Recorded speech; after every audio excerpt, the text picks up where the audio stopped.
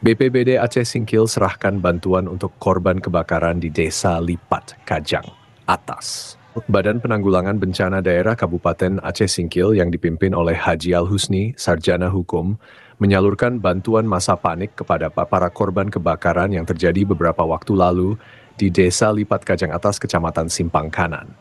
Kebakaran tersebut menghanguskan 6 rumah warga, menyebabkan kerugian materi yang cukup besar, meskipun tidak ada korban jiwa. Bantuan diserahkan langsung oleh penjabat Bupati Aceh Singkil, Dr. Andus Azmi, Magister Administrasi Publik, bersama jajaran Forum Komunikasi Pimpinan Daerah Forkopimda dan tokoh masyarakat setempat. Bantuan yang diberikan meliputi kebutuhan sandang seperti selimut, kain sarung, tikar, handuk, serta paket kebersihan dan juga kebutuhan pangan berupa beras, mie instan, dan minyak goreng. Penyerahan bantuan ini merupakan bentuk kepedulian pemerintah daerah dalam memberikan dukungan dan bantuan cepat tanggap kepada warga yang terdampak musibah kebakaran. Bantuan ini diharapkan dapat meringankan beban para korban selama masa pemulihan pasca bencana.